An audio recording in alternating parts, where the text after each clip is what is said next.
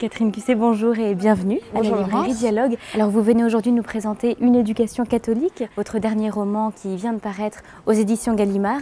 On y retrouve Marie, votre double littéraire, pourrait-on dire, qui a été l'héroïne de plusieurs de vos précédents romans.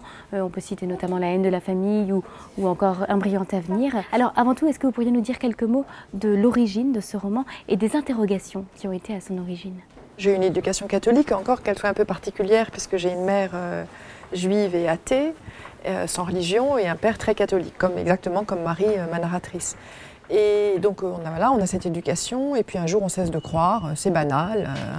Et donc je me suis quand même posé la question qui était, mais ce message chrétien auquel j'ai cru de toute mon âme d'enfant, quand j'ai cessé de croire en Dieu, qu'en est-il resté? Je me suis quand même dit, mais j'écris un portrait du désir qui est un portrait en mosaïque, et qui est d'une certaine manière moi, et qui est peut-être aussi le portrait de toute femme.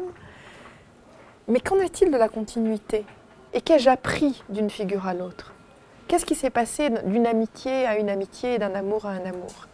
Et c'est directement lié pour moi à ce message de la religion catholique, qu'est-ce qu'on apprend d'un amour à l'autre? Et qu'est-ce que ça veut dire aimer? Qu'est-ce que c'est que l'amour? Est-ce qu'on apprend à aimer? Alors dans Une éducation catholique, on suit en réalité l'éducation sentimentale de Marie, un chemin qui est influencé, peut-être même par moments forgé, par l'éducation catholique qu'elle a reçue. Alors cette éducation catholique, comment est-ce qu'elle transparaît? C'est une religion qui, dans l'enfance, le message de cette religion, c'est de se dépasser soi-même et d'arriver à aller contre son instinct, contre soi. Et donc Dieu vous demande le plus difficile. Et qu'est-ce que c'est le plus difficile pour la petite fille de 10 ans, ou de 12 ans qu'est Marie au moment de sa communion solennelle? Le plus difficile, c'est de cesser de haïr sa sœur. Et ensuite, quand elle cesse de croire en Dieu, le désir de dépassement et le désir d'absolu qui est là dans la religion ne disparaît pas.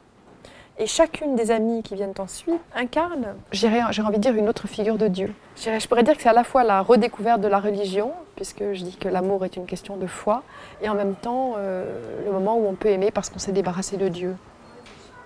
Alors j'aurais voulu revenir au personnage de Marie, qui n'est pas inconnu de vos lecteurs, puisque c'est votre double littéraire que l'on retrouve à travers plusieurs de vos romans. Ce double littéraire, quelle est votre relation à lui, et de quelle manière est-ce que Marie grandit sous votre plume au fil de vos romans?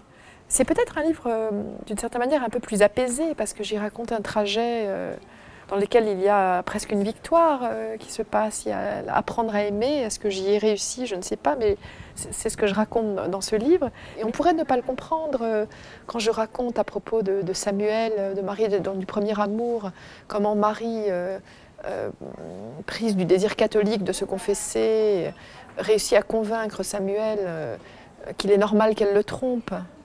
Ou bien quand il part en voyage et qu'elle a une douleur de veuve parce qu'elle l'aime tant et elle le pleure, mais je dis pendant 15 jours, puisqu'au bout de 15 jours elle commence à le tromper. Il y a vraiment beaucoup d'ironie chez moi, parce que fondamentalement je sais que ce n'est pas ça l'amour, mais je ne le dis pas, donc mon lecteur peut s'y tromper. Il faut dire qu'il faut la lire, mon ironie, l'autodérision. Je pense que Marie, c'est un personnage qui est dans la condamnation de soi et dans l'autodérision.